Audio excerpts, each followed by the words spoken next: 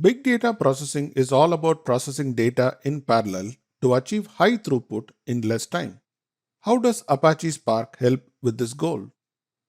Data processing involves multiple activities, which in general can be grouped into the following. First, data is read from data sources like databases. Then, various operations like transformations, data filtering, and validation checks are performed. Data may then be aggregated to create summary metrics. Finally, transform data is returned to sinks. When we talk about scaling data processing, we need to scale all these steps. We need the ability to parallelize all these steps involved in data processing. Steps that cannot be parallelized become bottlenecks, and the speed of the processing pipeline would be based on how fast these bottlenecks can process data. How does Apache Spark help in parallelizing activities and removing bottlenecks? Let's start with reading data from data sources. Spark supports out of the box parallel read operations from various data sources. Subsets of records can be directly read into multiple executor nodes in parallel. For example, it supports partitioning of data by column values for JDBC sources.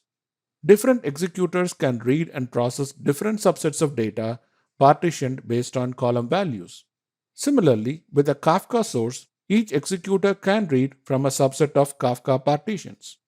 It's possible to implement custom parallelism techniques and configure the level of parallelism in Spark.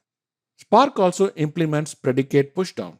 Any filtering operations in Spark are instead executed on the data source itself, so unwanted records are not read into memory. This is done by the optimizer while deciding on the execution plan. What about processing of data?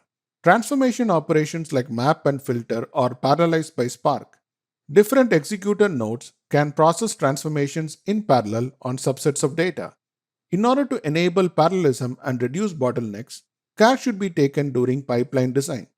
For example, perform map type operations early in the cycle so we can execute as much of the work in parallel and filter out unwanted data. Reduce operations introduce shuffling of data across executors. Focus on reducing shuffling and using the right partitions for data. Also, repartition data as needed during processing to reduce the number of partitions. Finally, let's look at writing data to sinks. Spark again supports out of the box parallel writes to data sinks.